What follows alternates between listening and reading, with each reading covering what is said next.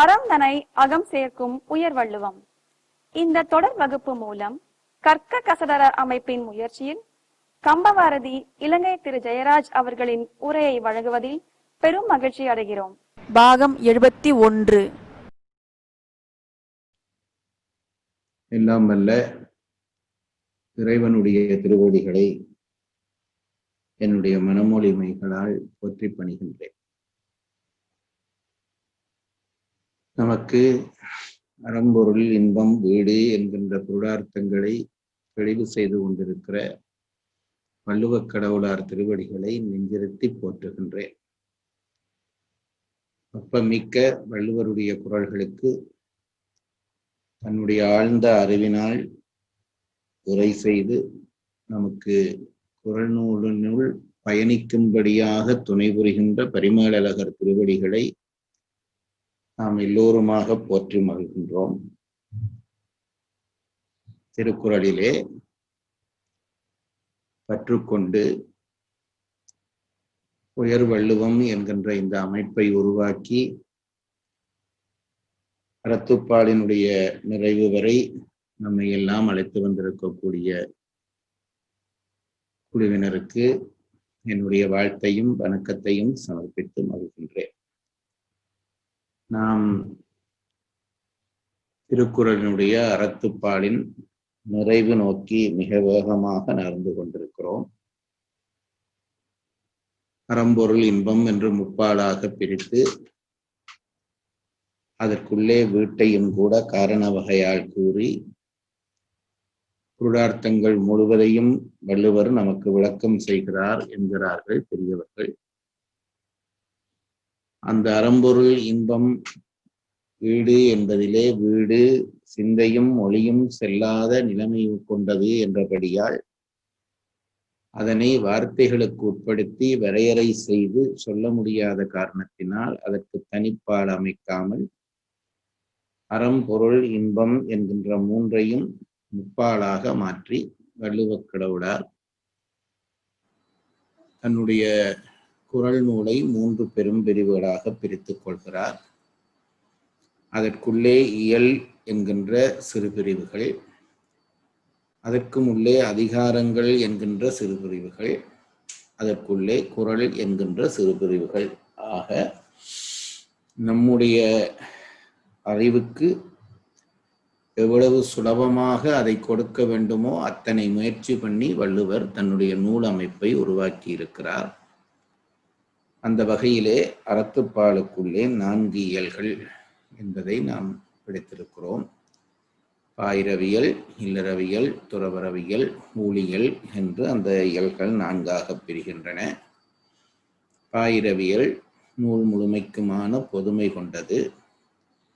அதற்கு பிறகு அறத்துப்பாலுக்குள்ளே நம்மை அழைத்து செய்கிறார் வள்ளுவர்.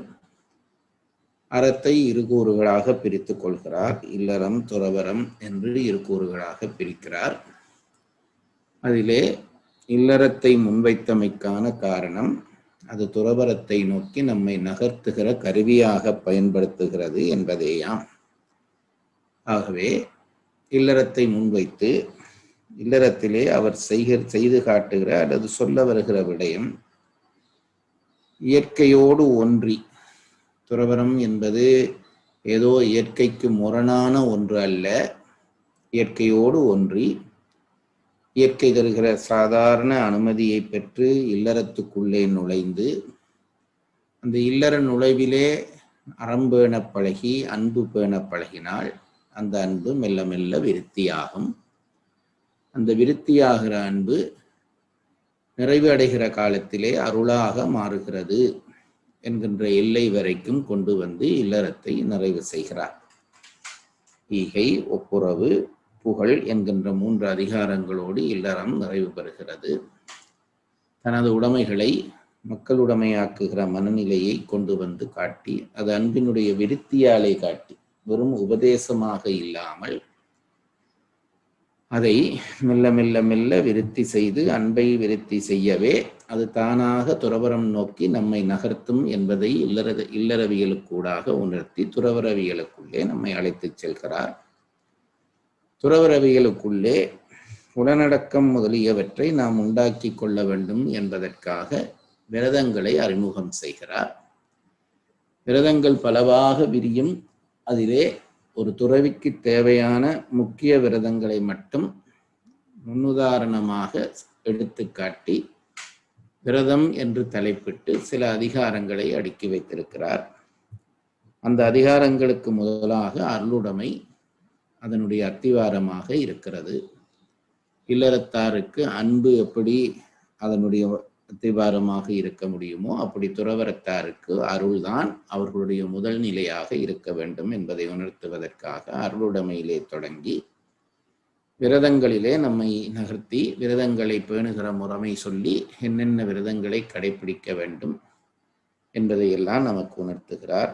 விரதத்திற்கு நமக்கு நல்ல விளக்கம் தருகிறார். உற்ற நோய் நோன்றல் உயிர்க்குறுகன் செய்யாமை அற்றே தவத்தின் உரு என்று மற்றவர்களுக்கு நாம் துன்பம் செய்யாமல் இருப்பதும் நமக்கு துன்பம் வருகிற பொழுது அதை தாங்கி நிற்பதும் தான் தவத்தினுடைய வடிவம் என்று நாம் நினைத்தும் பார்க்க முடியாத ஒரு வரைவிலக்கணத்தினை தவத்திற்கு நமக்கு சொல்லி அந்த விரதங்களினுடைய நிறைவாக ஏற்படுகிற முதிர்ச்சியிலே ஞானம் உதிக்கும் என்பதால் அடுத்த பகுதியாக ஞானம் என்ற பகுதியை வைக்கிறார்.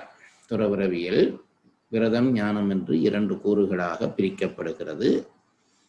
அவை இரண்டும் இயல்கள் அல்ல, தனித்தலைப்பிட்டு அந்த பகுதியை பிரித்திருக்கிறார்கள்.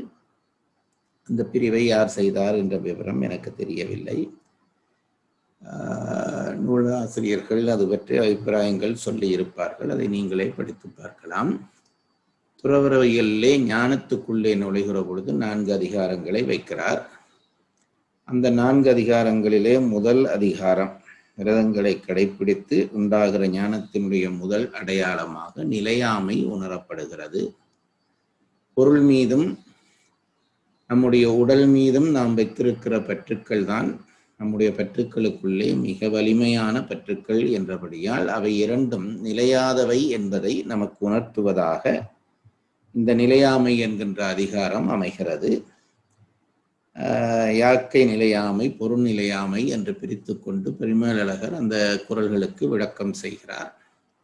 இந்த நிலையாமை உணரப்பட்ட பிறகு துறவு என்கின்ற அந்த பக்குவம் உண்டாகிறது. எப்பொருளும் நமக்கு துணை செய்ய போவதில்லை என்று தெரிந்த பிறகு அந்த பொருள்களை விட்டு நீங்குகிற மனநிலை வந்து துறவு உண்டாகும் என்பதால் துறவு என்ற அதிகாரம் அதற்கு அடுத்ததாக வைக்கப்படுகிறது. துறவு வந்தவுடனே எல்லாவற்றையும் துறந்தவுடனே நாம் உலகிலே பற்றி நிற்கிற பொருள்களை மெல்ல மெல்ல கைவிடுகிற பொழுது பற்றற்றான் பற்றினை பற்றுகிற அந்த ஆற்றல் வரும். அந்த ஆற்றல் வந்தால் மெய்யை உணர முடியும் என்பதாக அடுத்த அதிகாரத்தை அமைக்கிறார். மெய்யுணர்தல் என்று அடுத்த அதிகாரத்தை அமைக்கிறார். பரிமேலழகர் அதற்கு செய்கிற விளக்கம் என்பது மிக அற்புதமானது. அந்த அதிகாரத்திலே பரிமேலழகர் சுருக்கமாக சொல்கிற விஷயம் பிறப்பு வீடு என்கின்ற 2 பற்றியும் 2 பற்றிய உண்மைகளையும் ஐயம் திரிவின்றி தெளிவாக உணர்ந்து கொள்ளுதலே மெய்யுணர்தல். அவை 2 பற்றியும் தெரிந்து கொள்கிற பொழுது இறையை நாம் உணர்கிறோம். ஆகவே மெய்யுணர்தல் என்கின்ற அந்த தொடர் பல விடயங்களையும் நமக்கு உணர்த்துகிறது. இறைவனை உணர்ந்து கொள்ளலாம். நிலையாமை உணர்ந்து துறவு வாய்க்கப்பெற்ற உடனே மெய்யுணர்கிற ஆற்றல் வருகிறது. மெய்யுணர்தல் என்பது கிட்டத்தட்ட அதற்கு வழி சொல்லுகிறார். 3 கேட்டல் சிந்தித்தல் தெளிதல் என்கின்ற வகையாக 3 வகையாகவும் நாம் உண்மையை உணர்ந்து கொள்வது என்று அந்த நிலையை நமக்கு அற்புதமாக விளங்கப்படுத்துகிறார்.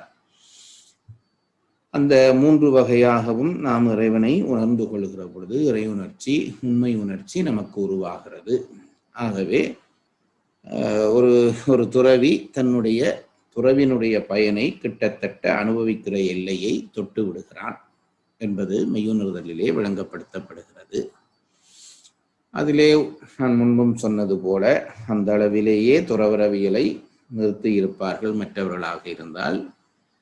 நம்முடைய பெரியவர்களுடைய ஆழ்ந்த அறிவு, அது வள்ளுவருக்கு மட்டும் உரியதென்று சொல்ல மாட்டேன், நம்முடைய தத்துவக்காரர்கள் எல்லோருமே அதை தொட்டிருக்கிறார்கள். வள்ளுவர் எல்லாவற்றுக்கும் மூப்பாக அன்றையே அதை தொட்டு காட்டுகிறார். மெய்யுணர்ந்த பிறகும் கூட நமக்கு நாம் போன உயரத்திலே இருந்து தாழ்ந்து போகிற சூழ்நிலை வருகிறதற்கான வாய்ப்பு இருக்கிறது என்பதை உணர்த்தியது என்பது மிகப்பெரிய விடயம் என்று எனக்கு தோன்றுகிறது. மெய்யுணர்தல் என்ற அந்த எல்லையை தொட்ட பிறகும் நாம் தாழ்வதற்கு என்ன காரணம் என்று கேட்டால், நாம் இந்த கேட்டல், சிந்தித்தல், தெளிதல் என்கின்ற அந்த 3 விடயங்களுக்கு ஊடாக நாம் இதுவரை காலமும் செய்ததாகிய சஞ்சித வினையை நீக்குவதற்கான வாய்ப்பு இருக்கிறது. அதுபோல விருப்பு வெறுப்பற்று செயல்படுகிற தகுதி வந்து விடுகிறபடியால் புதிதாக தோன்றுவதாகிய ஆகாமிய வினையையும் நீக்குகிற ஆற்றல் வந்து விடுகிறது. ஆகவே மெய்யுணர்தலிலே மெய்யுணர்ந்த பொழுது பழைய வினைகள் போய்விடுகின்றன, புதிய வினைகள் உருவாகாமல் விடுகின்றன. ஆனாலும் கூட ஒரு உடலெடுத்து நாம் இந்த உலகத்திற்கு வந்திருக்கிறோம். அந்த உடலெடுத்து வந்த பொழுது இந்த உடலுக்கான சில வினைகள் சேர்க்கப்பட்டிருக்கிறது. அதற்கு பிராப்த வினை என்று பெயர் என்று சொல்கிறார்கள். அந்த பிராப்த வினை கொண்டு வந்த இந்த உடல் நிற்கிறபடியால், அந்த உடலோடு சேர்ந்து மெய்யுணர்ந்த உயிர் நிற்கிறபடியால், அந்த வினை நம்மை சில வேளைகளிலே தவறிழைக்க செய்யும் என்பதை சொல்வதாக அடுத்த அதிகாரத்தை அமைக்கிறார். அதுதான் அவாறுத்தல் என்ற தலைப்பிலே 4வது அதிகாரமாக வைக்கப்பட்டிருக்கிறது. இந்த செய்தியும் இதை நம் பெரியவர்கள் உணர்ந்ததும் அதை விளங்கப்படுத்தியதும் என்பது நம் இனத்திற்கு அல்லது நம் மொழிக்கு அல்லது நமக்கு கிடைத்திருக்கக்கூடிய மிக பெருமை என்று நான் நினைக்கிறேன். இதை வேற்று மதங்களிலேயோ அல்லது வேற்று கொள்கைகளிலே இதை எந்த அளவுக்கு தொட்டிருப்பார்கள் என்பது எனக்கு தெரியவில்லை. ஆனால் இதை உணர்ந்தது என்பது ஒரு பெரிய விடயம். பிராப்த வினையோடு நிற்கிற நாங்கள் வினையினுடைய ஒரு தொகுதி உடம்பிலே நிற்கும்படியாகத்தான் மெய்யுணர்ந்து நிற்கிறோம். அந்த வினை தொகுதி என்ன செய்யும் என்றால், அது உடம்பினூடாக வினைகளை அனுபவித்து பழகிய அந்த காரணத்தினால் சில வேளை வாசனாமலம் தாக்க அது தவறிழைத்து விடக்கூடிய வாய்ப்பு இருக்கிறது என்று நம் பெரியவர்கள் கருதுகிறார்கள். வாசனாமலம் என்பது மலம் நீங்கிய பின்பும் அதனுடைய வாசனை நிற்கும் என்று சொல்கிறார்கள். ஒரு பெருங்காய டப்பாவிலே பெருங்காயத்தை எடுத்த பிறகும் அதனுடைய வாசனை நிற்பது போல மல அனுபவங்கள் நீங்கிய பிறகும் அனுபவித்த பழக்க வயத்தால் சில வேளை அந்த அனுபவ சூழ்நிலைக்கு ஒரு மெய்யுணர்ந்தவன் போகிற பொழுது பழக்க வயத்தினாலே பழைய எண்ணங்கள் தூண்டப்படும். அந்த வாசனையினாலே அந்த பழைய அனுபவ எண்ணங்கள் தூண்டப்படுகிற பொழுது தன்னை அறியாமல் பழையபடி அதற்குள்ளே சிக்குகிற ஒரு சூழ்நிலை ஏற்பட்டு விடும். அப்படி சிக்கினால் என்ன நடக்கும் என்று கேட்டால், அது நம்மை பழையபடி துறவிக்குள்ளே கொண்டு போய் இறைநிலையை அடையாமல் தடுத்துவிடும் என்றபடியால் ஒரு துறவிக்கு சொல்லுகிற செய்தியாக துறவரத்திலே மெய்யுணர்ந்த பிறகும் ஒரு வேலை இருக்கிறது. அது அவா அறுத்தல் என்பதாகும். அந்த அவாவை அறுக்க வேண்டும். அவாவுக்கும் ஆசைக்குமான பேதங்களை பரிமேலழகர் நமக்கு சொல்லுகிறார். இது வேண்டும் என்று நமக்குள்ளே எழும்புகிற எண்ணம் அவா, அதை அடையச் செய்கிற முயற்சி ஆசை என்று பிரிக்கிறார். ஆசை அறுத்து விட்டோம், மெய்யுணர்தலே ஆசை அறுத்து விட்டாலும் மனம் அல்லது ஆன்மா ஒரு பொருளை கண்கிற பொழுது பழக்க வயத்தினாலே அது வேண்டும் என்று நினைத்து விட்டால் அந்த நினைப்பு நம்மை பழையபடி பிறவிக்குள்ளே கொண்டு போய்விடும்.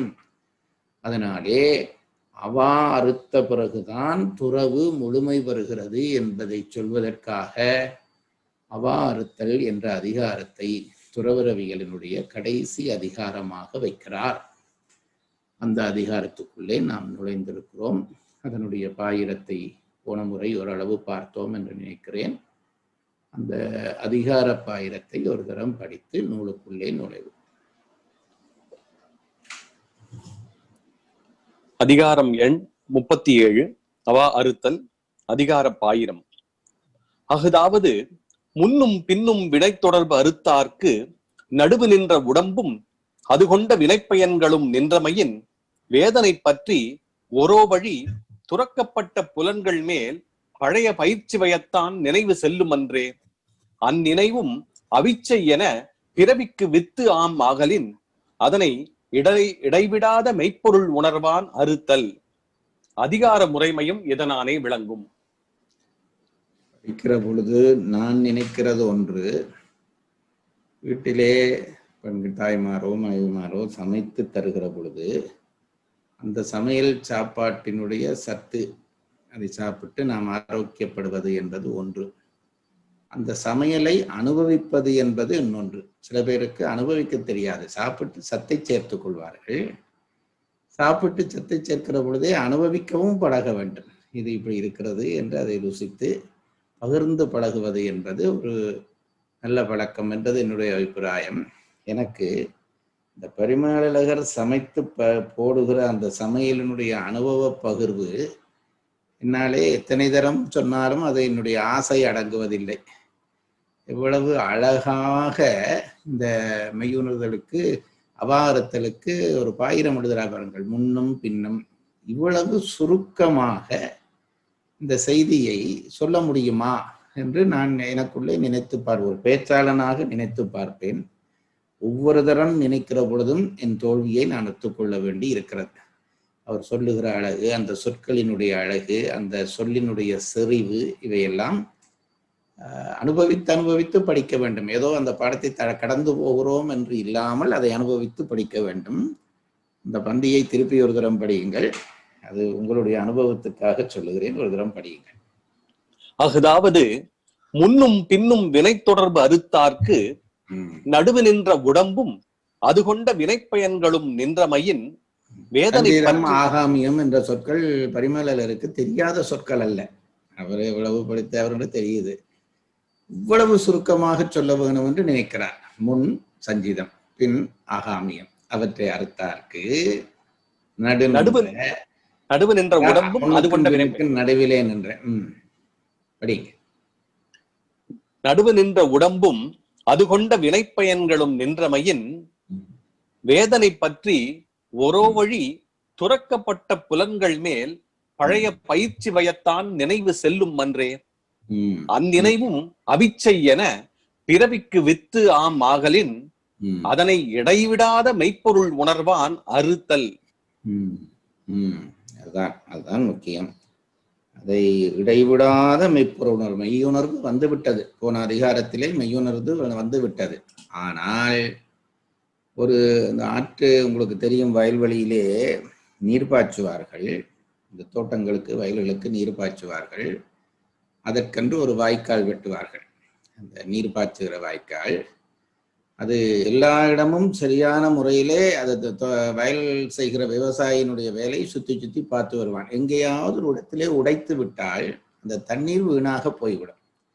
அவனுக்கு வேலை அங்கங்கு சுற்றி சுற்றி பார்த்து அப்படி உடைவுகள் வர்ற இடத்தை அவன் உடனே மண் போட்டு நிரப்புவான்.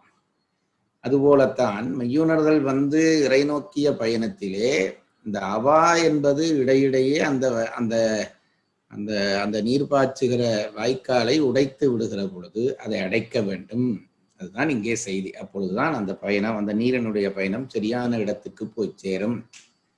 ஆகவே அந்த இடையிடையே வருகிற உடைவுகளை நீக்க வேண்டும் என்பதை சொல்வதற்காக இந்த அதிகாரம் அமைக்கப்படுகிறது. குறள் எண் 361. அவா என்ப எல்லா உயிர்க்கும் எஞ்ஞான்றும் தவா பிறப்பீனும் வித்து. உரை: எல்லா உயிர்க்கும் எஞ்ஞான்றும் தவா பிறப்பு ஈனும் வித்து. எல்லா உயிர்கட்கும் எக்காலத்தும் கெடாது வருகின்ற பிறப்பினை விளைக்கும் வித்து. தவா என்ற சொல்லை படிக்கிறீர்கள். தவா என்பது கெடாது என்ற அர்த்தம் எழுதுகிறார். அதுகளை கவனித்து வந்த எப்பொழுதும் நான் சொல்கிறேன், ஒரு குறள் படிக்கிற பொழுது முதல் குறள் வாசிக்கிற பொழுது இன்னென்ன சொற்கள் எங்களுக்கு புரியவில்லை என்பதை முதல் நாம் அடையாளப்படுத்திக் கொள்ள வேண்டும். அப்படி அடையாளப்படுத்தினால் உரை வாசிக்கிற பொழுது அதுக்குள்ளே பதில் இருக்கிறதா என்று நீங்கள் தேடுவீர்கள். இது படிக்கிற முறை சும்மா பொதுப்பட வாசித்து கடந்து போவதல்ல. முதல் குறள் வாசிச்ச உடனே நமக்கு ஓரளவு தமிழ் தெரியும். நாங்கள் தமிழர்கள் என்று சொல்லி பெருமைப்படுகிறவர்கள். இந்த ஒரு குறளை படிக்கிற பொழுது இன்னென்ன சொற்கள் நமக்கு விளங்கவில்லை என்பதை முதல் அடையாளப்படுத்தி கொண்டோமானால் பிறகு உரை படிக்கிற பொழுது அதை கவனிக்கலாம். எந்த சொல் எங்களுக்கு புரியவில்லை. இப்ப தவா என்ற ஒரு சொல் நிற்கிறது, நமக்கு விளக்கம் குறைவாக இருக்கிறது. பரிமேலழகர் உரையிலே அதை விளக்கம் செய்கிறார். கெடாது. அப்படிங்க. எல்லா உயிர்க்கும் எஞ்ஞான்றும் தவா பிறப்பீனும் வித்து, எல்லா உயிர்கட்கும் எக்காலத்தும் கெடாது வருகின்ற பிறப்பினை விளைக்கும் வித்து. அவா என்ப, அவா என்று சொல்லுவர் நூலோர். குறளை அடிமாற்றி விளக்கத்திற்காக உரை செய்கிறார். எல்லா உயிர்க்கும் என்று சொன்னவுடனே இந்த சொற்கள் எல்லாம் திருவள்ளுவர் தேவையில்லாமல் போட மாட்டார் என்பது பரிமேலழகருக்கு தெரியும். அதனாலே அதை அவர் பின்னாலே விளக்கம் செய்ய போகிறார். முதல்ல என்ன சொல்கிறார்? எல்லா உயிர்க்கும். பிறகு அதென்ன எல்லா உயிர் என்ற கேள்விக்கு பதில் காண வேண்டும். எல்லா உயிர்க்கும். அடுத்தது எஞ்ஞான்றும் என்றால் எப்போதும். பிறப்பினும் வித்து, உயிர்க்கு பிறப்பினும் வித்து என்றால் போதாதா? அவா என்பது உயிர்க்கு பிறப்பினும் வித்து என்றாலே ஓரளவு நிறைவு மாறி நமக்குப்படுகிறது. அப்ப திருவள்ளுவர் ஏன் இந்த சொற்களை எல்லாம் போட்டார்? எஞ்ஞான்றும் எல்லா உயிர்க்கும் பிறப்பினும் வித்து, பிறப்பை தருகிற வித்தாக இருப்பது எதுவென்றால், வித்து என்பது விதை. அதாவது விருட்சம் வெளியிலே தெரியும், விதை தெரியாது, அது உள்ளே இருந்து, ஆனால் விதையில இருந்துதான் விருட்சம் வெளிப்படும். இவர் என்ன சொல்ல வருகிறார் என்றால், பிறவி தரக்கூடியதாகிய வித்துக்கு பெயர் அவா என்று சொல்கிறார். அவாதான் வித்தாக இருந்து எல்லா உயிர்க்கும் எப்போதும் பிறவியை நல்கும். அப்ப இந்த அடியை முன்பின்னாக மாற்றியுடனே பொருள் தெளிவாகும் என்பதற்காக உரையை அப்படி அமைத்துக் கொள்கிறார். அதை ஒரு தரம் திருப்பி படித்துவிட்டு நாம் உரை குறிப்புக்குள்ளே செல்லலாம். எல்லா உயிர்க்கும் எஞ்ஞான்றும் தவா பிறப்பு ஈனும் வித்து, எல்லா உயிர்கட்கும் எக்காலத்தும் கெடாது வருகின்ற பிறப்பினை விளைக்கும் வித்து. அவா என்ப, அவா என்று சொல்லுவர் நூலோர். பாருங்கள், பரிமேலழகர் சேர்த்திருக்க சொற்ப நீங்களே இனி நீங்கள் கவனிக்க வேணும், கவனிப்பீர்கள் என்று நான் உங்களை உற்சாகப்படுத்தி விட்டு போக தயாராயில்லை. என்ப என்பதற்கு, என்பது குரல் முடிந்து விட்டது. அதாவது என்ன, பிறப்பினும் வித்து என்ப, என்ப என்றால் என்று சொல்வார்கள். யார் சொல்வார்கள்? ரோட்டில் போற சுப்பன் சொல்லுவானா? இல்லாட்டி நம்ம அரசியல்வாதிகள் சொல்வார்களா? இல்லை, நூலறிந்தவர்கள் சொல்வார்கள் என்றது சொல்ல வேண்டும் என்பதற்காக அந்த வார்த்தை பிரயோகத்தை சேர்த்துக் கொள்கிறார். தவாது பிறப்பினும் வித்து அவா என்ப. அந்த என்பதற்கு அவர் சேர்த்திருக்கிற புது சொற்களை பார்த்துக் கொள்ளுங்கள். உரை குறிப்பு: உடம்பு நீங்கிப்போம் காலத்து அடுத்த வினையும் அது முழுசா உரை குறிப்பை படிச்சிருங்க, பிறகு ஒவ்வொரு வரியா வழங்குவோம். சரிங்க. உடம்பு நீங்கிப்போம் காலத்து அடுத்த வினையும் அது காட்டும் கதி நிமித்தங்களும் அக்கதிக்கண் அவாவும் உயிரின் கண் முறையே வந்துதிப்ப அறிவை மோகம் மறைப்ப அவ்வுயிரை அவ்வவா அக்கதிக்கண் கொண்டு செல்லும் ஆகலான் அதனை பிறப்பு ஈனும் வித்து என்றும் கதிவயத்தான் உளதாய அவ்வுயிர் வேறுபாட்டினும் அவை தன்மை திரியும் உற்சற்பினி அவசற்பினி என்னும் கால வேறுபாட்டினும் அது வித்தாதல் வேறுபடாமையின் எல்லா உயிர்க்கும் எஞ்ஞான்றும் என்றும் இஃது எல்லா சமயங்களுக்கும் ஒத்தலான் என்ப என்றும் கூறினார். இதனால் பிறப்பிற்கு அவா வித்து ஆதல் கூறப்பட்டது. முதல் குறளிலே சொல்லப்பட்ட விஷயம் என்னவென்றால், கடைசி வரியிலே அதை சொல்லுகிறார். பிறப்புக்கு அவா வித்தாகும் என்ற செய்தி கூறப்பட்டது. நாம் படிக்கவே தேவையில்லாமல் அவர் படித்து வைத்துவிட்டு போயிருக்கிறார். இந்த குறள் என்ன சொன்னது என்றால், அவரே எப்பொழுதும் அந்த அந்த ஒரு குறளினுடைய உரை குறிப்பினுடைய கடைசியிலே அந்த குறள் சொன்ன செய்தியை சொல்லுவார். அப்படி சொல்லாமல் விட்டார் என்றால் அடுத்தடுத்த குறள்களும் அதே செய்தியை சொல்ல போகின்றன என்ற அர்த்தம். ஆகவே அந்த முடிவிலே ஒரு குறள்லையோ ரெண்டு குறள்லையோ அது செய்தி வரும் என்றால், இரண்டாவது குறளினுடைய முடிவிலே இந்த இரண்டு குறள்களும் இந்த செய்தியை சொல்லின என்று சொல்வதை பரிமேலழகர் ஒரு வழக்கமாக வைத்திருக்கிறார். ஆகவே நமக்கு படிப்பது ரொம்ப சுலபம். அந்த கடைசி வரிகளை பார்த்துவிட்டு ஒரு பிரிவு செய்து கொள்ளலாம்.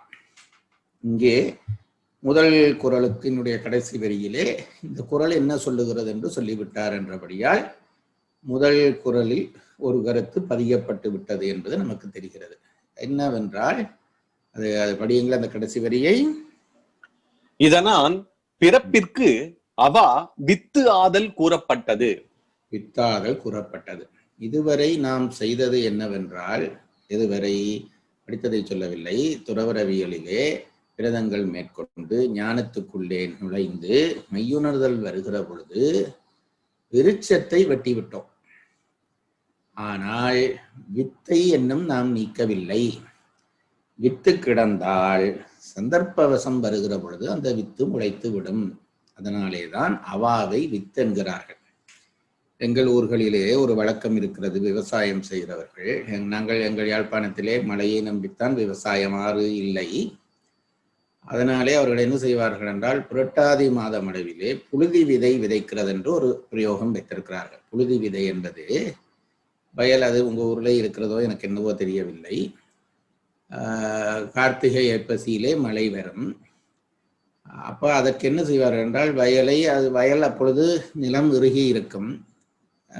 இந்த ஏர் போட்டி அல்லது இந்த இப்போ வந்திருக்கிற டிராக்டர் போட்டு அதை அந்த நிலத்தை பண்படுத்துவார்கள், தூசாக ஆக்குவார்கள். அதை பற்றியெல்லாம் பின்னாலே அது எப்படி உழுகிறது என்பது வரையும் திருவள்ளுவர் சொல்ல போகிறார். உழவு என்ற ஒரு அதிகாரம் வைக்கிறார், அதிலே விரிவாக சொல்லுவார். மண்கட்டிகளை அடித்து தூசாக்குவர். அப்படி தூசாக்கி விட்டு நெல்லை புரட்டாதி மாத கடைசி அளவிலேயே விதைத்து விடுவார்கள். விதை நெல் எடுத்து வைத்து மழை வந்த பிறகு விதைப்பதில்லை, முன்னமே விதைத்து விடுவது. அதற்கு புழுதி விதை விதைப்பது என்று எங்கள் ஊரிலே அதற்கு பெயர். வித்து விட்டால் என்ன நடக்கும் என்றால், பிறகு மழை காலம் தொடங்குகிற பொழுது ஒரு மாதம் 2 மாதத்துக்கு முதல் நெல்லு கிடக்கும் உள்ளே, மழைத்துளிப்பட்ட உடனே எல்லா நெல்லும் தலை தூக்கி வரும். ஏனென்றால் மழை வந்த பிறகு விதைத்தால் என்ன என்ற கேள்விக்கு என்னவென்றால், மழை சில நேரத்திலே நிறைய வந்து விட்டால் பிறகு விதைக்க முடியாது, நெல் அழுகி போய்விடும். ஆகவே உள்ளே அது தயாராக இருந்தால் மண்ணோடு ஒரு பரிச்சயம் ஏற்படுத்தி வைத்திருக்கும். மழைத்துளி பட்ட உடனே அவை கடகட என்று முளைத்து பிறகு அந்த வரக்கூடிய நீரை எல்லாம் பயன்படுத்தும் என்பதற்காக அப்படி ஒரு முறை வைத்திருக்கிறார்கள். அதுபோலத்தான் இந்த அவா என்பதும் வித்து நம்முடைய ஆன்மாவுக்குள்ளே விதைத்து கிடக்கிறது.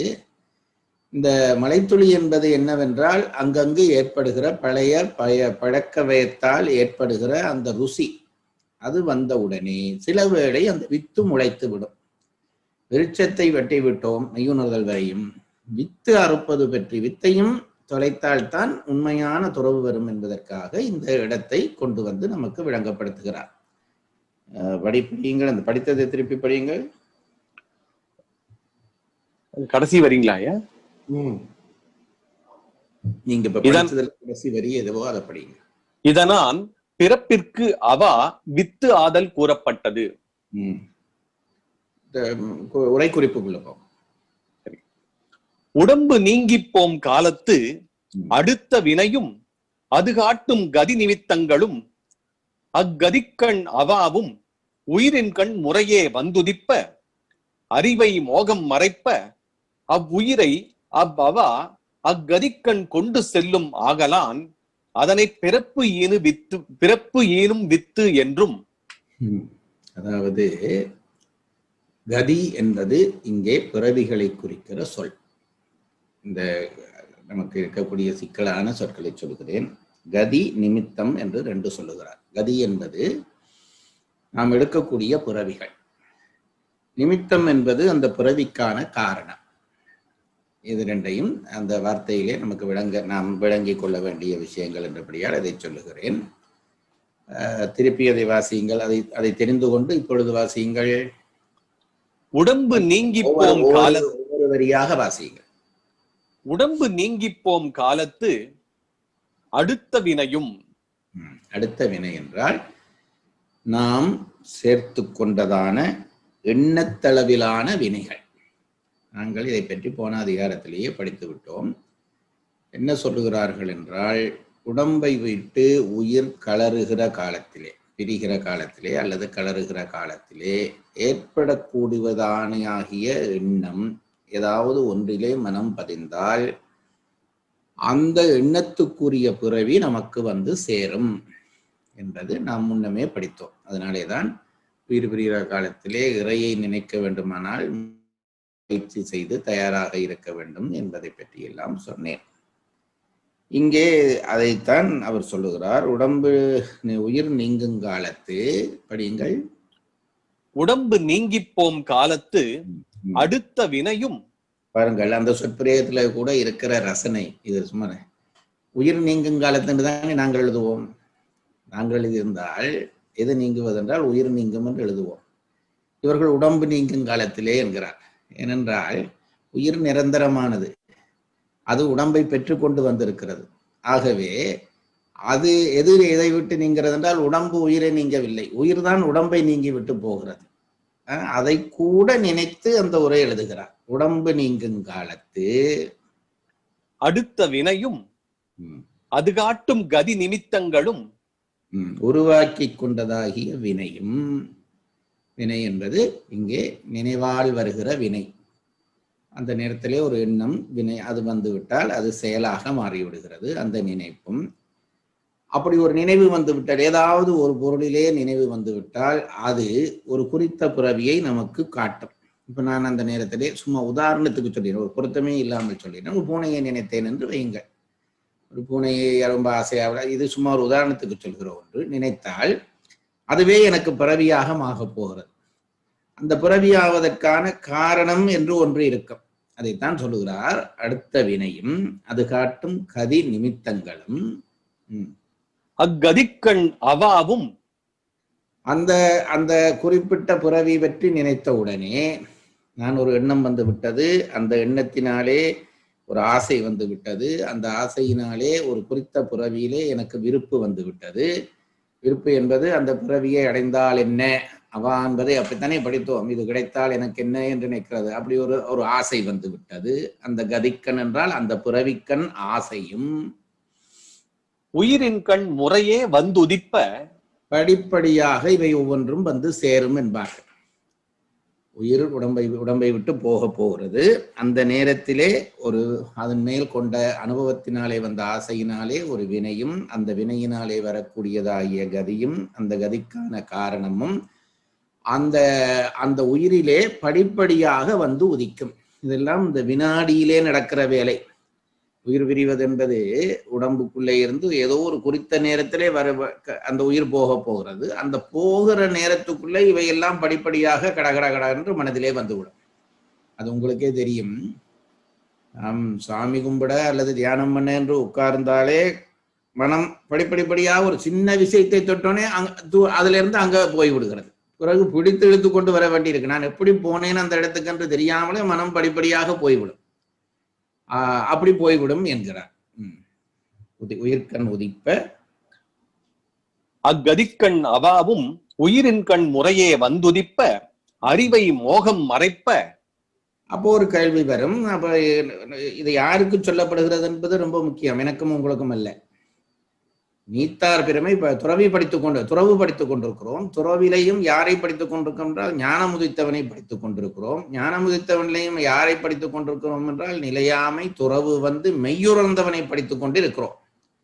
சரி, அப்படித்தான் அவனுக்கு ஒரு பொருளிலே ஆசை, கடைசி நேரத்திலே ஒரு ஆசை வந்து விட்டது என்று வையுங்கள். அந்த ஆசையிலே அது ஒரு வினாடியிலே தோன்றுகிற ஆசை. அதனாலே கதி நிமித்தம் இவையெல்லாம் வந்து மனதிலே உதித்து விட்டது. அப்போ ஒரு பிறவிக்கு அவன் போவானா என்ற உடனே ஒரு மாணவன் எழும்பி கேட்கிறான், சார் போன அதிகாரத்திலே தானே அவன் மெய்யுணர்ந்து விட்டானே, மெய்யுணர்ந்தவனிடம் ஒரு ஞானம் இருக்கும் அல்லவா, அந்த ஞானம் இதை தடுக்காதா? நான் சொல்வது உங்களுக்கு புரிகிறதா? அதாவது அவனை இந்த பழைய பழக்க வாசனை அப்படி பிறவி நோக்கி இழுக்கிறது என்றால் எனக்கும் உங்களுக்கும் போய்விடுவோம், நானும் நீங்களும் போய்விடுவோம் என்றால் எங்களுக்கு தடுப்பதற்கான மெய்யுணர்ந்த ஞானம் இல்லை. நீத்தார் பெருமை என்கிறேன், என்ன துறவிலே படித்துக் கொண்டிருக்கிற மெய்யுணர்ந்தவனுக்கு இந்த மெய்யுணர்வு அதை தடுக்காதா என்ற கேள்விக்கு அடுத்த வரியிலே பதில் சொல்லுகிறார். மோகம் அதனை மறைப்ப. ஏற்பட்டதாகிய அந்த விருப்பம் அது பிழை என்று உணர விடாமல் அது தடுத்து விடும் என்கிறார். அக்கதிக்கண் அவாவும் உயிரின் கண் முறையே வந்துதிப்ப அறிவை மோகம் மறைப்ப அவ்வுயிரை அவா அக்கதிக்கண் கொண்டு செல்லும் ஆகலான் ஆகவே மோகம் மறைத்து விட்டபடியால் அது அதிலேயே மூழ்கிவிடும். வினாடியிலே நிகழ்கிற அந்த நிலையிலே இந்த ஏற்பட்டதாகிய அவா குறித்த பிறவிக்குள்ளே அந்த உயிரை கொண்டு போய் சேர்த்துவிடும். நீங்கள் தயாராவதற்கு முன்பு அது அங்கே உங்களை அந்த ரயிலே ஏற்றிவிடும். ஒன்றும் பண்ண முடியாது. இதைத்தான் சொல்லுகிறார். அக்கதிக்கண் அவாவும் உயிரின் கண் முறையே வந்துதிப்ப அறிவை மோகம் மறைப்ப அவ்வுயிரை அவா அக்கதிக்கண் கொண்டு செல்லும் ஆகலான் அதனை பிறப்பு ஈனும் வித்து என்றும்.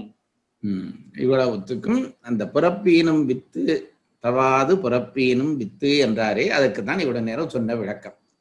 எப்படி அவா வித்தாகும் என்றால், அது அனுபவத்தாலே வினை தோன்ற, அதனாலே கதியிலே விருப்பம் தோன்ற, அதனாலே அது நோக்கிய அது நோக்கிய அதற்கான காரணம் தோன்ற, அது நோக்கிய விருப்பம் தோன்ற, விருப்பத்திலிருந்து மீழ்வதற்கான அறிவை மோகம் மறைப்ப அந்த அவா என்ன செய்யும்? ஒரு குறித்த பிறவிலே அந்த உயிரை கொண்டு போய் சேர்த்துவிடும். ஆகவே இதற்கு மொத்த காரணமாக இருக்கிறது அவாதான் என்றபடியால் அதனை பிறப்பீனும் வித்து என்றார் என்று அந்த வரிக்கு விளக்கம் சொல்லுகிறார். கதிவயத்தான் உளதாய அவ்வுயிர் வேறுபாட்டினும் அவை தன்மை திரியும் உற்சப்பிணி அவசப்பிணி என்னும் கால வேறுபாட்டினும் அது வித்தாதல் வேறுபடாமையின் எல்லா உயிர்க்கும் எஞ்ஞான்றும் என்றும். ரெண்டு விஷயம், இந்த ரெண்டு சொற்களை பிடித்துக்கொண்டு பரிமேலழகர் விளக்கம் செய்ய விரும்புகிறார். என்னவென்றால், குறளை வாசியுங்கள். அவா என்ப எல்லா உயிர்க்கும் எஞ்ஞான்றும் தவா பிறப்பு ஈனும் வித்து. அதாவது மாறுபடாமல் பிறப்பை ஈனுகிற வித்து அவா. இதுக்கு இவ்வளவு நேரமும் முறை குறிப்பு படித்து விட்டோம். இந்த எல்லா உயிர்க்கும் எஞ்ஞான்றும் என்ற சொற்கள் தேவைதானா என்று பரிமேலழகர் தனக்குள்ளே ஒரு கேள்வி எழுப்புகிறார். உயிர்களுக்கு என்று பொதுவாக போட்டால் போதாதா, எல்லா உயிர்க்கும் என்று போட வேண்டுமா என்று கேட்டால், இந்த ஒரு உடம்புக்குள்ளே உயிர் நிற்கிற பொழுது உயிர் என்பதவற்றினுடைய தன்மை பொதுதான், உயிருக்கான தன்மை என்பது பொது. ஆனால் அது நிற்பதாகிய உடம்பை கொண்டு அந்த உயிர்த்தன்மை மாறுபடுகிறது. அது ரொம்ப நுட்பமான விஷயம். இங்க பாருங்கள், உயிருக்கு ஆண் பெண் என்ற தகுதி இல்லை, வேறுபாடு இல்லை. உயிர் என்பது உயிர்தான். ஆனால் பெண்ணுடம்பு என்ற உடம்புக்குள்ளே அந்த உயிர் புகுந்த உடனே அது பெண் தன்மை கொள்கிறது, அந்த உயிர் பெண் தன்மை கொள்கிறது. ஆண் உடம்புக்குள்ளே புகுந்த உடனே ஆண் தன்மை கொள்கிறது. புலிக்குள்ளே ஒரு உயிர் போன உடனே அது புலியாக பாய்கிறது. அதுவே பசுவுக்குள்ளே அந்த உயிர் போனால் பசுவாக அடங்கி கிடக்கிறது. ஆகவே பெறுகிற உடம்புக்கேற்பவும் உயிரினுடைய தன்மை மாறுபடும். அதை புரிந்து கொள்ள வேண்டும். உயிர் என்பதனுடைய தன்மை பொதுதான், ஒன்றுதான். ஆனால் பெற்றதாகிய உடம்பின் தன்மையை பொறுத்து உயிரினுடைய தன்மை மாறுபடும். ஆகவே இந்த அவாவினாலே பிறப்பு வருகிறது என்பது எல்லா உயிருக்கும் பொருந்துமா? சில உடம்புக்குள்ளே போன உயிருக்கு சில நேரத்திலே விதிவிலக்கு இருக்காதா என்றால் அந்த பேச்சுக்கே இடமில்லை. எந்த உடம்புக்குள் போனாலும் அவா என்பது பிறவிக்கு வித்தாகும் என்பதை சொல்வதற்காகத்தான் அந்த வார்த்தையை பயன்படுத்த எல்லா உயிர்க்கும் என்றார். இல்லாட்டி அந்த சொல் இப்ப பாருங்க, நாம இதை நினைத்தே பார்த்திருக்க மாட்டோம். நினைத்தே எல்லா உயிருக்கும் என்று சொல்ல அவர் சும்மா போட்டிருக்காரு, நல்லா தான் இருக்கு சார் என்று படிச்சுட்டு போயிடுவோம். எல்லா உயிருக்கும் என்று போட்டதற்கு காரணம், உயிர் பல உடம்புக்குள்ளே போகும். எந்த உடம்புக்குள்ளே, ஒரு ஞானியினுடைய உடம்புக்குள் அந்த உயிர் இருந்தாலும் இந்த அவா என்பதிலே அகப்படுவதற்கு வாய்ப்பு இருக்கிறது. ஒரு சில பேர் தப்புவார்களா என்றால் நோ சான்ஸ் என்று அவர் அதை உறுதிப்பட சொல்லி விடுவார். அவ்வளவுதான், அகப்படும். சரி, அது எல்லாம் இருக்கும். சரி, அது என்ன எஞ்ஞான்றும் என்றால் உடம்புகளுக்குள்ளே உயிர் அகப்பட்டு நிற்கிறது. உங்களுக்கு தெரியும், இப்ப எங்களுடைய உயிர் எங்கள் உடம்புக்குள்ளே அகப்பட்டு நிற்கிறது. இந்த உடம்புக்குள்ளே உயிர் அகப்படுகிற பொழுது அதை கொண்டு வந்த வினையை சார்ந்து பிராப்தத்தின்படி அனுபவித்து நிற்கிறது. அதுல என்ன ஒரு நுட்பம் சொல்லுகிறார்கள் நம் பெரியவர்கள் நமக்கு, அது அடுத்த அதிகாரத்திலே தான் அதை படிக்க போகிறோம். ஊழ் என்று ஒன்று இருக்கிறது அல்லவா, அதை ரெண்டு கூறுகளாக பிரிப்பார்கள். ஆகூழ் போகூழ் என்று பிரிப்பார்கள். ஆகூழ் என்பது நமக்கு இப்ப நாம ஜோதிடத்திலே படிக்கிறோமே, இப்ப வியாழன் மாறின உடனே எல்லா சாத்திரிமாரும் சொல்லுகிறார்களே அது வரும் இது வரும் என்று. அதாவது நமக்கென்று வரக்கூடிய நல்வினைகள் வந்து சேருகிற பகுதியை ஆகூல் என்போம்.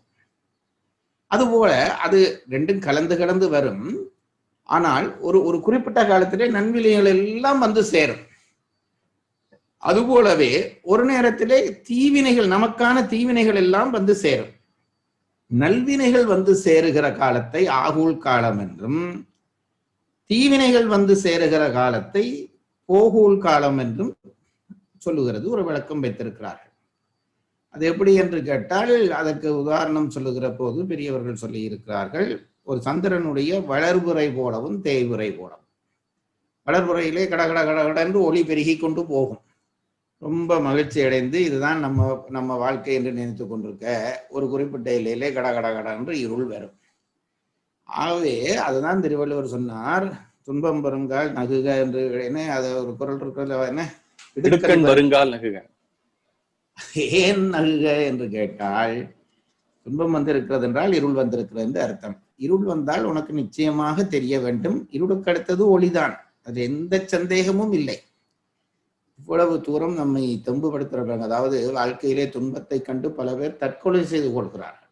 அவர்களுக்கெல்லாம் இந்த செய்தி சொல்லப்பட வேண்டும். உனக்கு இயற்கையை பார், புரியும். இயற்கையை பார், மாறி வந்தால் கோடைதான், அதுல எந்த மாற்றமும் இல்லை. அதுபோல உனக்கு இருள் வந்தால் அதுக்கு பிறகு ஒளி வருவது நிச்சயம், அதில் சந்தேகம் இல்லை. அது பிந்து ஒரு நிமிடம் 2 நிமிடம் பிந்தும் முந்துமே தவிர மற்றும்படி இருளுக்கு அடுத்தது ஒளிதான். அதே போல ஒளிக்கடுத்ததும் இருள்தான்.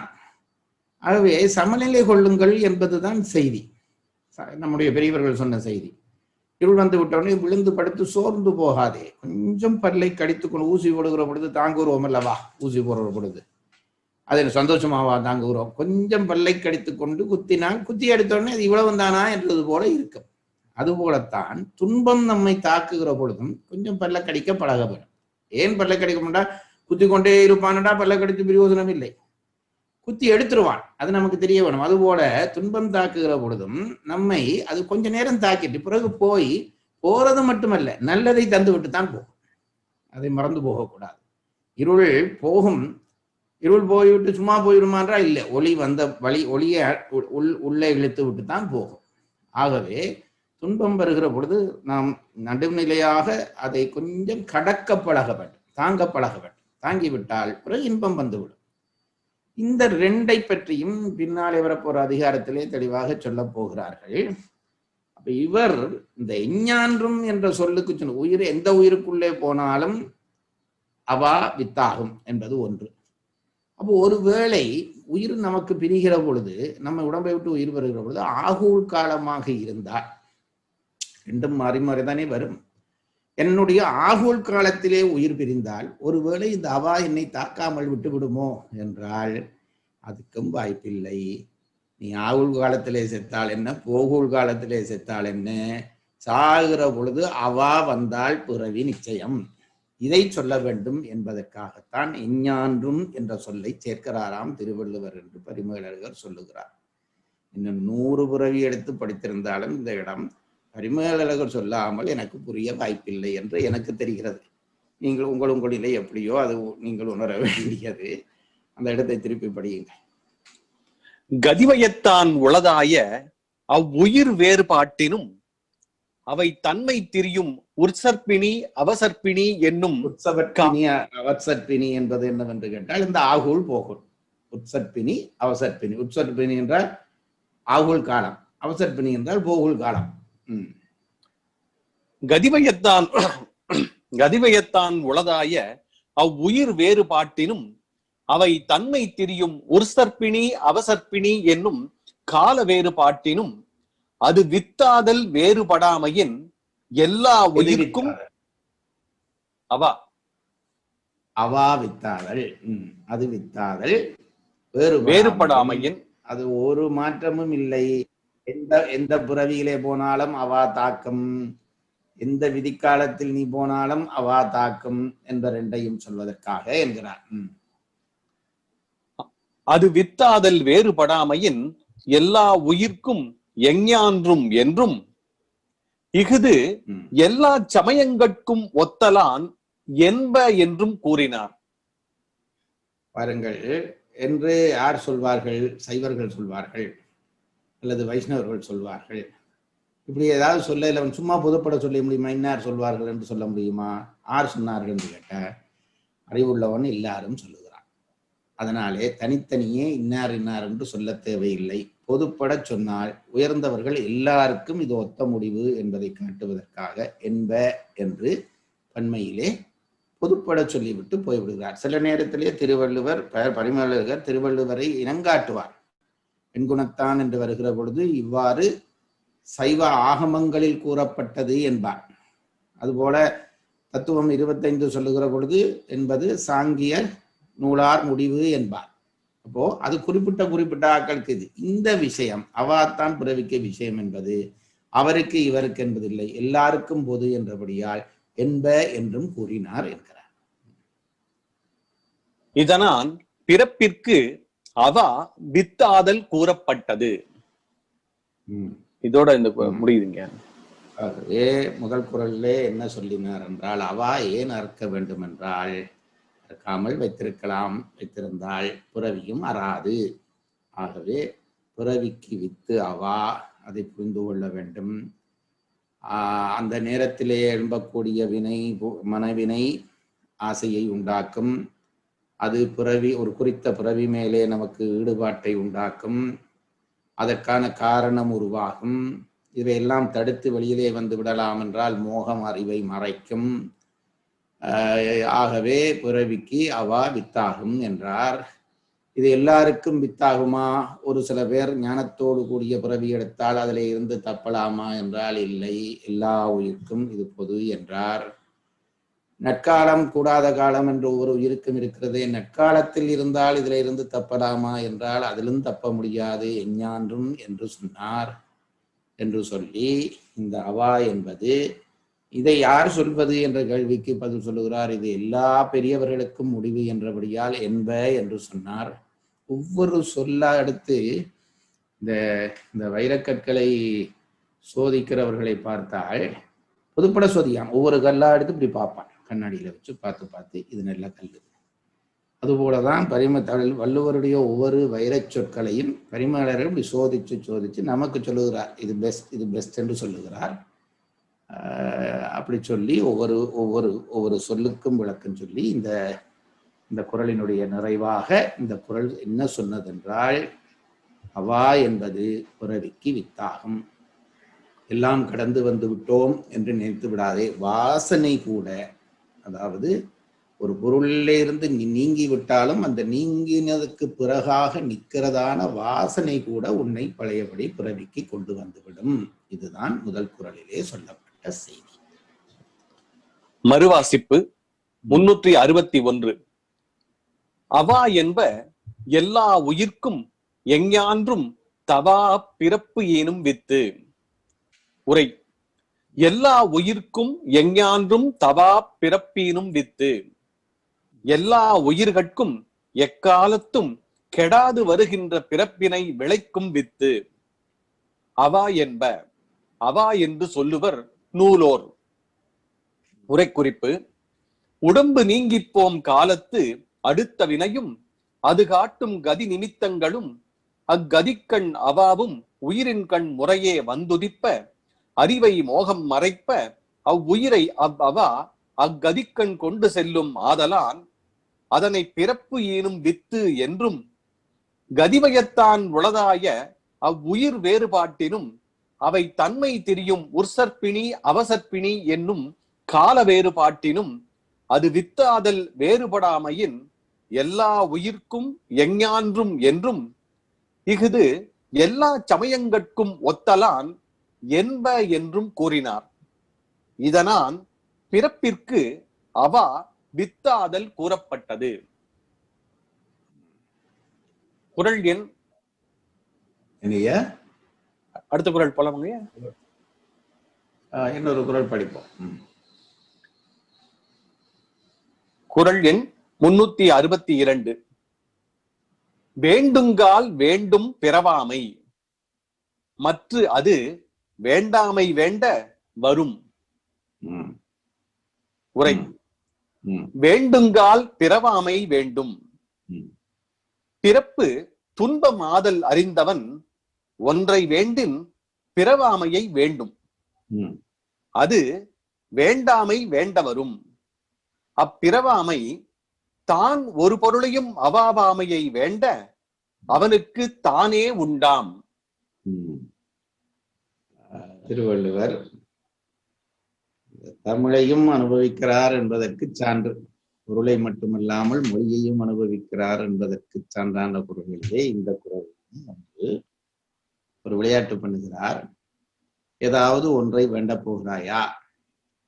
ஏன் வேண்டுதல் என்ற ஒன்று தோன்றுகிறது நமக்கு? நான் ஏதாவது ஒன்று வேண்ட வேணும் என்றால் எனக்கு அது இல்லாவிட்டால் ஒரு குறை இருக்கிறது என்று அர்த்தம். வீட்டிலே எனக்கு ஒரு அட்டியல் வாங்கி தாருங்கள் அல்லது ஒரு தோடு வாங்கி தாருங்கள் என்று ஒருத்தி கேட்கிறாள் என்றால் அவளிடம் நல்ல தோடு இல்லை என்று அர்த்தம். இருக்கிற தோட்டுக்கு மேலே கேட்கிறவர்களை இப்போதைக்கு விடுவோம். ஏதோ ஒரு பொருள் வேண்டுகிற பொழுதே எனக்கு அது இல்லை என்றபடியால் தானே நான் இன்னொன்றை வேண்டுகிறேன். ஆகவே குறை இருக்கிறவன் தான் வேண்டுகிறான். அப்படி வேண்டுகிற பொழுது உனக்கு வேண்டுமா? வேண்டுங்கால் வேண்டும். என்ன அந்த குரலை சொல்லுங்கள். வேண்டுங்கால் வேண்டும் பிறவாமை. அதுதான். அப்போ வேண்டும். அப்போ ஒரு பொருள் வேணும் வேணும் வேணும் என்று கேட்கிற பொழுது ஏதோ ஒரு குறை இருக்கிறபடியாத்தான் தொடர்ந்து கேட்டுக்கொண்டிருக்கிறோம். எப்போ அந்த குறை எல்லாம் நீங்கும் என்றால், பிறவி என்ற ஒன்று என்றைக்கு நீங்குகிறதோ அன்றைக்கு ஒன்றும் எங்களுக்கு தேவையில்லாத ஒரு நிறைவு ஏற்படும். பிறவி நீங்குவது என்பது முத்தி நிலையை சொல்லுகிறார். இன்பம் தருகிற பொருளை சிறு சிறு பொருளாக தேடாமல் நாமே இன்பமாக மாறுகிற நிலை ஒன்று வந்து விடுமானால் பிறகு சிற்றின்பங்களை தேட வேண்டிய தேவை வராது. ஆகவே நீ உனக்கு ஏதாவது ஒன்று வேண்டுமா? வேண்டுமென்றால் பிறவாமையை வேண்டு என்கிறார். இது முதல் வள்ளுவர் சொல்லுகிற முதல் ஆலோசனை. உனக்கு ஒன்று வேண்டும் என்றால் கடவுளிடம் போய் நீ குறைகளுக்காகத்தானே வேண்டுகிறாய். என்னத்தை வேண்டினாலும் உன்னுடைய குறை நீங்க போவதில்லை. ஏதோ ஒன்றை கேட்க கேட்க இன்னொரு குறை இருந்து கொண்டே இருக்கிற பொழுது மொத்தமா குறை இல்லாமல் ஒரு வரம் வேண்ட வேணும் என்றால் நீ போய் புறவாத தன்மையை வேண்டு. அதான் காரைக்கால் அம்மையாரிடம் சிவபெருமான் கேட்டார். அந்த அம்மா மேலே போய் தாய் போல போகிறார், தலையாலே நடந்து போகிறார். ஒரு பெண்பட்ட பாட்டை என்னுடைய வித்வான் ஆர்வம் அழுவார். காரைக்கால் அம்மையார் பெயர் சொன்னாலே அழுவார். என்னடா அவருக்கு 2 பெண் பிள்ளைகள் இருந்தார்கள். அவர் காரைக்கால் அம்மையாரையும் தன்னுடைய மகளாகத்தான் நினைப்பார்.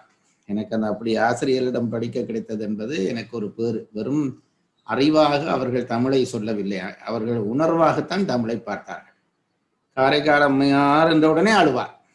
நான் முன்பு உங்களுக்கு சொன்னேனோ தெரியவில்லை, ஒரு முறை ஒரு பாட்டு ஒரு நாள் விடிகாலையிலே கேட்கிறேன். எம்எஸ் அம்மா பாடிய பாட்டு ஒரு விருத்தத்தோடு தொடங்கும். அந்த விருத்த பாடல் வந்து முடிகிறது என்னென்றால் ஈருருவும் ஒன்றாக இணைந்து என்று முடியும். அது ஒரு ஆழ்வார் பாடல். என்னென்றால் அதில் என்ன சொல்றால் சிவன் விஷ்ணு என்று சொல்லி அந்த 2ம் ஒரே வடிவமாக நிற்கிறது. சங்கர நாராயணன் என்று ஒரு ரூபம் இருக்கிறது. நீங்க கேள்விப்பட்டிருக்கிறீர்களோ தெரியல. எப்படி அத்தனாரி என்பது போல சங்கரநாராயண சிவன் பாதி விஷ்ணு பாதியாக இருக்கிற ஒரு வடிவம் இருக்கிறது. அதை பற்றி பாடுகிறார் என்று நினைக்கிறேன். ஈருருவும் ஒன்றாக இணைந்துன்னு அந்த பாட்டு. அதை ஒரு மார்கழி மாசத்திலே நல்ல பனி நேரத்திலே விடிய காலையிலே அந்த பாட்டை தற்செயலாக ரேடியோவில் போடுகிறார்கள். கேட்டேன். அது எனக்கு இன்னமும் அந்த பாடல் அந்த அம்மா பாடிய அது ஏதோ சிந்து பைரவிர பாடின ஞாபகம். அந்த பாடின அமைப்பு எல்லாம் சேர்ந்து எனக்கு அது நெஞ்சுருகி போய் அது கண்களிலே கண்ணீர் வர்ற மாதிரி அந்த பாட்டு கேட்டேன். இப்போ எனக்கு என்ன பண்றா, இது யார் இந்த பாடினது என்று தெரியவில்லை. எங்க வித்வான் ரொம்ப படித்தவர், வித்வான் ஆர்முகம் ரொம்ப படித்தவர். அப்ப அவர்கிட்ட கேட்கலாம் என்று இருந்தால் கொஞ்ச நேரத்திலே கொஞ்சம் பொழுது விடிஞ்ச பிறகு வந்தால் அவர்கிட்ட கேட்டேன், சார் இப்படி ஒரு பாட்டு கேட்டேன் சார், இதை யார் பாடின பாடல் என்று கேட்டால் கொஞ்ச நேரம் இருந்து யோசித்தார். யோசிச்சுட்டு அவருக்கு இந்த பாட்டை கேட்டோன்னே காரைக்கால் அம்மையார் என்று நினைச்சு விட்டார். அவர் சொன்னது பிழை. அவர் காரைக்காலம் அதை நினைச்ச உடனே இடையே என்னுடைய அம்மா பாடினதுடா என்று அவர் அழுகை. அவர் அது ஒரு ஒப்பாரிக்க அவர் அந்த சொல்லுற பொழுதே அழுத தொடங்கிட்டாரு. இது எங்க அம்மா பாடினதுடா என்று காரைக்கால் அம்மையாரை நினைச்சாலே அழுவார். அப்படி ஒரு உருக்கத்துக்குரிய தாய். மேலே போகிறார். சிவபெருமான் பார்த்து கூப்பிட்டு எல்லாம் செய்து என்ன வேணும் என்று கேட்கிறார். சிவபெருமானே வந்து கேட்கிறான் வரம். இந்த அம்மா என்னென்னமோ எல்லாம் கேட்டிருக்கிறான். வாழ்க்கையிலையும் சோதனையை சந்திச்ச மனுஷி, புருஷன் இடையில விட்டுட்டு போய்விட்டான். அப்ப எத்தனை வரம் நாங்களாக இருந்தா கேட்போம். அந்த அம்மா கேட்டது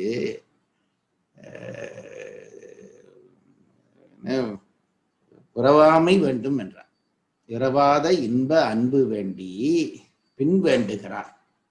முதல் நிபந்தனை, எனக்கு மாறாத இன்பம் உண்மையிலே தொடர்ந்து இருக்க வேண்டும், அன்பு தொடர்ந்து இருக்க வேண்டும்.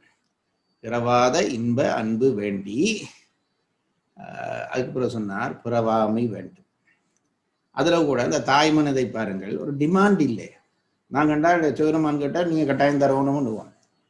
பிறவாத இன்ப அன்பு வேண்டி பின் வேண்டுகிறார், புறவாமை வேண்டும். இல்லையப்பா நான் தப்பித்தறி பிறக்க வேண்டி இருந்து விட்டாள், இது சொல்லவே தேவையில்லை. அந்த அம்மா அதை சொல்றார், மீண்டும் பிறப்புண்டேல் உனையென்றும் மறவாமை வேண்டும். தப்பித்தவரி நான் பிறக்கத்தான் வச்சுட்டே இருந்தால் மறக்காமல் வேண்டும். அது மிச்சம் அந்த பாட்டு நீங்க பார்த்து அனுபவித்துக் கொள்ளுங்கள். இந்த புறவாமை என்பது மிக முக்கியமானது. அதனாலே நீ என்ன வரம் கேட்டாலும் உனக்கு ஒரு குறை இருக்கத்தான் போகிறது. அதானே இந்த திருப்பதியிலே அங்கே எங்கே பெரிய பெரிய கோடீஸ்வரன் எல்லாம் போய் நிற்கிறான் என்றால் என்ன அர்த்தம்? அவன் என்னத்தை பெற்றாலும் ஏதோ ஒரு குறை இருந்து கொண்டுதான் இருக்கிறது. குறையே இல்லாமல் ஒரு வரம் வேண்டலாம் என்றால் என்ன என்றால், பிறவி என்று இருந்தால் தானே குறை வருவதற்கு. பிறவியே இல்லாம போய்விட்டும் என்று வேண்டிட்டால் ஒரு பிரயோசனம் பிரச்சனையும் இல்லை. அதுதான் திருவள்ளுவர் சொன்னார், வேண்டுங்கால் வேண்டும் புறவாமை. அப்போ மாணவன் சொன்னான், சரி சார் நான் அதை கேட்கிறேன், அது அப்ப இந்த புறவாமைக்கு என்ன செய்ய வேணும், புறவாமையை பெறுவதற்கு என்ன செய்ய வேண்டும் என்றொன்னே அடுத்த வரி சொல்லுகிறார். குறள் எப்படிங்கள்? வேண்டுங்கால் வேண்டும் பிறவாமை மற்ற அது வேண்டாமை வேண்ட வரும். அது எப்படி அது எப்படி கிடைக்கிறது என்றால், உனக்கு ஒரு வரமும் ஒன்றும் வேணாம் என்றால் புறவாமை வேண்டும். அது எப்படி வரும் என்றால், ஒன்னொன்று வேண்டு என்றால், வேண்டாமையை பெறுவதற்கு இன்னொரு பரவம் பண்ண என்னவென்றால், நீ வேண்டாமையை வென்று அவா அறுத்துக்கொள்ள வேண்டுவானால் இந்த புறவி என்பது இந்த நோய் உனக்கு வராமல் இருப்பதற்கு தடுக்கலாம். சொற்களை அடுக்க வேண்டுங்கால் வேண்டும் புறவாமை, அது வேண்டாமை வேண்ட வரும். நீ எப்ப வேண்டாமையை வேண்டுகிறாயோ அன்றைக்கு உனக்கு இந்த புறவியிலே இருந்து விடுதல் வரும். இந்த வேண்டாமை வேண்டுதல் என்பதற்கு பெருமர் எழுதுகிற உரையை கவனிக்க வேண்டும். இனி உரைக்குள்ளே போங்கள். உரை வேண்டுங்கால் பிறவாமை வேண்டும்.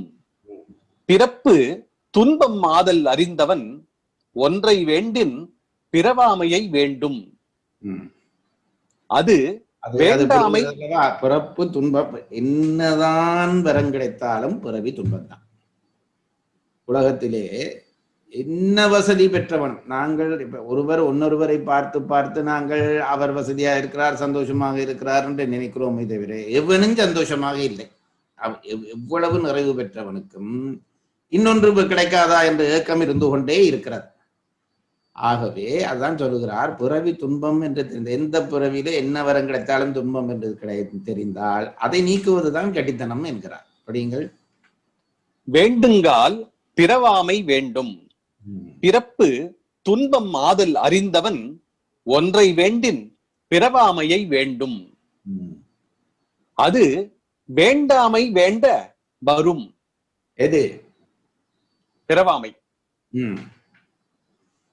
அப்பிறவாமைத்தான் ஐயா இந்த இடத்துல எப்படி படிக்கிற ரெண்டு வகையா படிக்கிற மாதிரி இருக்கு ஐயா. அப்பிறவாமை தான் ஒரு பொருளையும் அவாவாமையை வேண்ட அவனுக்கு தானே உண்டாம்.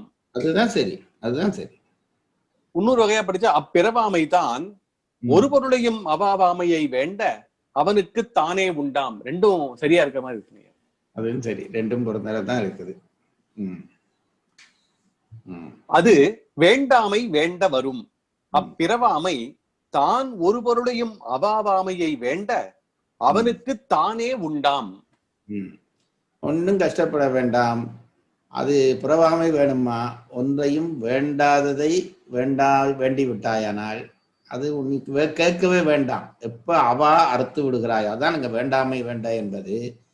ஒரு பொருளையும் வேண்டாததாகிய அந்த வரத்தை வேண்ட உனக்கு இது தானாக கிடைக்கும் என்கிறார்.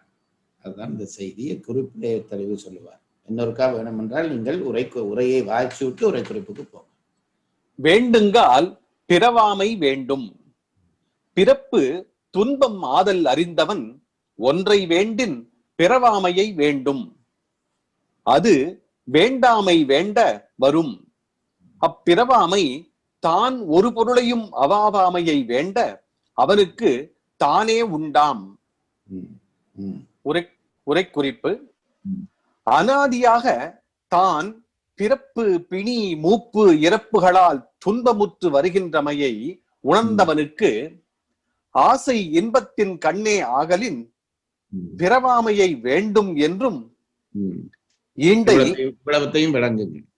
இல்லை, முழுக்க வாசிங்க. ஈண்டை சிற்றின்பம் கருதி ஒரு பொருளை அவாவின் அது பிறப்பீனும் வித்தாய் பின்னும் முடிவில்லாத துன்பமே விளைத்தலின் அது வேண்டாமை வேண்ட வரும் என்றும் கூறினார். பிறவாமையின் சிறப்பு கூறி பின் அது வரும் வழி கூறத் தொடங்குகின்றமையின் மற்ற வினை மாற்றின் கண் வந்தது. இதோட முடியுதுங்க உரை குறிப்பு. உரை குறிப்பு. அனாதியாக தான் பிறப்பு பிணி மூப்பு இறப்புகளால் துன்பமுற்று வருகின்றமையை உணர்ந்தவனுக்கு. இங்கே ஒன்றை விளங்கிக் கொள்ளுங்கள். பொதுப்பட அவனுக்கு என்று சொன்னாலும் அதிகாரம் நோக்கி இது துறவி பற்றி பேசுகிற விஷயம் என்பதை நாம் உணர்ந்து கொள்ள வேண்டும். அனாதியாக பிறப்பு மூப்பு இறப்புகளால் துன்பமுற்று வருகிறதை உணர்கிறவன் துறவிதான். இது நமக்கு இந்த உணர்ச்சி வராது. ஆகவே இங்கே இந்த செய்தி யாருக்கு சொல்லப்படுகிறது என்றால் ஒரு துறவிலே ஒரு கிட்டத்தட்ட மேல்நிலைக்கு வந்து விட்டவனுக்கு சொல்லப்படுகிறது. அவனுக்கு என்ன தெரிகிறது என்றால் எத்தனையோ பிறவி பிறந்தாகிவிட்டது, வாழ்ந்தாகிவிட்டது, இறந்தாகிவிட்டது, எல்லாவற்றிலும் துன்பம்தான். ஒன்றும் அந்த துன்பம் முடிந்தபாடில் என்ன வரம் கேட்டாலும் இன்ப வரம் கேட்டாலும் அந்த இன்ப வரத்துக்குள்ளே ஒரு துன்ப வரம் பொதிந்து கிடக்கிறது. ஆகவே இதை உணரத்தக்கவன் மெய்யுணர்ந்தவன். நாம அவனைத்தான் இப்ப படித்து கொண்டிருக்கிறோம். மெய்யுணர்ந்ததுக்கு பிறகு வந்து விட்டான். ஆகவே அவன் என்ன நினைக்கிறான், இந்த துன்பங்கள்ல இருந்து நிரந்தரமாக நீங்கி நிரந்தரமான ஒரு இன்பம் அடைய வேண்டும். அதுதான் அவனுடைய நோக்கம். இங்கே இந்த இன்பம் என்று சொல்லப்படுவது நாங்கள் சொல்லுகிற சிற்றின்பத்தை அல்ல. இந்த உரை குறிப்பிலே வருகிறது பாருங்கள். இன்பம் அடைய வேண்டி என்றால் நிரந்தரமான ஒரு இன்பத்தை அடைய வேண்டும் என்று ஒருவன் விரும்பினாள். படியுங்கள் அந்த உரை குறிப்பை. அனாதியாக தான் பிறப்பு பிணி மூப்பு இறப்புகளால் துன்பமுற்று வருகின்றமையை உணர்ந்தவனுக்கு ஆசை இன்பத்தின் கண்ணே ஆகலின் பிறவாமையை வேண்டும் என்றும். ஆசை இன்பத்தின் கண்ணே என்றால் திருப்பி இந்த உலகியல் ஆசை அல்ல, நிரந்தரமான இன்பத்திலேதான் அவனுக்கு. என்றால் தொடர்ந்து பிறந்த பிறப்பு பிணி மூப்பு இவை எல்லாவற்றாலும் துன்பமே இருக்கிறபடியால் துன்பமே இல்லாத ஒரு இன்பம் வேணும் என்று விரும்புவான். அப்படிப்பட்டவனுக்கு அது யாரென்றால் மெய்யுணர்ந்தவன். அவனுக்கு ஆசை இன்பத்தின் கண்ணே ஆகலின் பிறவாமையை வேண்டும் என்றும் ஈண்டை சிற்றின்பம் கருதி ஒரு பொருளை அவாவின். ஈண்டை என்பது இங்கு, ஈண்டை என்பது இங்கு. சிற்றின்பம் என்றால் ஏதாவது ஒரு பொருளா, நமக்கு இந்த உலகியல் பொருள் எதனாலே கிடைக்கிற இன்பமும் சிற்றின்பம் தான். ஒன்றும் சிற்றின்பம் பேரின்பம் என்ற ரெண்டு சொற்களே நமக்கு ஒரு விளக்கம் செய்கின்றன. என்ன என்றால் சிற்றின்பம் என்றால் இன்பம் தரும், ஆனால் குறிப்பிட்ட காலத்துக்கு இன்பம் தரும். இதுதான் சிற்றின்பம். பேரின்பம் என்பதற்கு என்னவென்றால் எக்காலத்தும் எப்போதும் இன்பம் தருவது பேரின்பம். அப்ப இது ரெண்டையும் புரிந்து கொண்டு இந்த உலகத்திலே ஒரு சிற்றின்பத்துக்காக ஒரு பொருளை வேண்டின் ஈண்டை படிங்கள். ஈண்டை சிற்றின்பம் கருதி ஒரு பொருளை அவாவின் அது பிறப்பு ஈனும் வித்தாய் பின்னும் முடிவில்லாத துன்பமே விளைத்தலின் அது வேண்டாமை வேண்டாம். வேண்டி என்றால் ஏதோ சிற்றின்பம்ன்றது இங்க செக்ஸ் அல்ல, ஏதோ ஒரு பொருளிலே இன்பம் தருவதா இன்பத்தை நோக்கி வேண்டி நீ அதை நோக்கி அவாப்பட்டால் அந்த அவா இன்னொரு பிறவிக்குள்ளே உன்னை கொண்டு போய் செலுத்தி விடும். அதுதான் நம்ம திரும்ப திரும்ப படிக்கிறோம், செலுத்தி விடும் என்றபடியால் படிங்க. ஈண்டை சிற்றின்பம் கருதி ஒரு பொருளை அவாவின் அது பிறப்பீனும் வித்தாய் பின்னும் முடிவில்லாத துன்பமே விளைத்தலின் அது வேண்டாமை வேண்ட வரும் என்றும் கூறினார். ஆகவே பிறவக்காமல் இருக்க வேண்டுமானால் வேண்டாமையை வேண்டு. அதுதான் சொல்ல வருது செய்தி. வேண்டாமையை வேண்டி விட்டோமானால், அதாவது அவா இல்லாமல் போகிற தன்மையை வேண்டிக் கொண்டோமானால் பிறப்பு வராது. ஏனென்றால் அவாதான் வித்து என்று படித்து விட்டோம் முதல் குறளிலே. வித்து அறந்து போகுமானால் பிறவி அறந்து போகும். ஆகவே வேண்டாமை வேண்ட வரும் என்றால் அந்த எப்பொழுது அவா இல்லாமல் போகிற நிலைமையை நீ வேண்டினாயானால் பிறப்பு இல்லாமல் போகும். பிறவாமையின் சிறப்பு கூறி பின் அது வரும் வழி கூறத் தொடங்குகின்றமையின் மற்ற வினை மாற்றின் கண் வந்தது. இது முன்னமே நாங்கள் பல இடங்களிலே இந்த மற்று என்ற வார்த்தைக்கு விளக்கம் படுக்கிறோம். அதாவது இந்த மற்று என்ற சொல் சில நேரத்திலே சும்மா நிற்பது போல இருக்கும். அதாவது ஆனால் அதற்கு ஒரு வினைமாற்று என்ற ஒரு விளக்கம் சொல்கிறார். என்றால் 2 வரியிலே ஒரு வரியிலே ஒரு விடயம் சொல்லி அதனோடு தொடர்பில்லாத இன்னொரு விடயம் சொல்லப்படுமானால் இந்த மற்று என்ற சொல் வினையை மாற்றி இருக்கிறது. இல்லாவிட்டால் ஒரு விஷயத்தை பேச வழிக்கு புறப்பட்டு விட்டு நான் இப்போ இன்னொரு விஷயத்தை பேசுகிறேன் என்றால் அதுக்கு இடையிலே மற்று என்று ஒரு சொல் போட்டு விட்டால் அது வினையை மாற்றி தரும் என்கிறார்கள். இங்கே பாருங்கள், இந்த குறளிலே முதல் வரியும் அடுத்த வரியும் வேறுபட்டு நிற்கிறது. அதைத்தான் அவர் விளங்கப்படுத்துகிறார். அதை படிங்க சொல்லுகிறேன். வேண்டுங்கால் வேண்டும் பிறவாமை மற்ற அது வேண்டாமை வேண்ட வரும். இல்ல, இப்ப கடைசியா படிச்ச வரியை இந்த வினைமாற்றுக்கு விளக்கம் சொல்லுகிறார் பாருங்க. பிறவாமையின் சிறப்பு கூறி பின் முதல் வரியை என்ன சொன்னார்கள்? பிறவாமையினுடைய சிறப்பு சொல்லப்பட்டது முதலிலே. 2வது வரியிலே என்ன சொல்லுகிறார்? பின் அது வரும் வழி கூறத் தொடங்குகின்றமையின் அது வருகிற வழியை கூறுகிறார். முன் சொன்னது பிறவாமையினுடைய சிறப்பு, பிறகு சொன்னது அதனுடைய வழி. ஆகவே இது வேறு வேறு விடயமாக ஒன்றுக்கொன்று தொடர்பானவென்றாலும் ஒரே விஷயத்தை விளங்கப்படுத்தவில்லை. அது கூறுகிற வழி என்பது 2வது விஷயம். அதை சொல்லுகிற பொழுது இந்த மற்று என்ற சொல்லை போட்டிருக்கிறபடியால் அதை வினைமாற்று என்று வைத்துக்கொள் என்கிறார். இதோட முடியுதுங்க உரை குறிப்பு. குறள் எண் 362 மறுவாசிப்பு. வேண்டுங்கால் வேண்டும் பிறவாமை மற்ற அது வேண்டாமை வேண்ட வரும். உரை. வேண்டுங்கால் பிறவாமை வேண்டும். பிறப்பு துன்பம் ஆதல் அறிந்தவன் ஒன்றை வேண்டின் பிறவாமையை வேண்டும். அது வேண்டாமை வேண்ட வரும். அப்பிறவாமை தான் ஒரு பொருளையும் அவாவாமையை வேண்ட அவனுக்கு தானே உண்டாம்.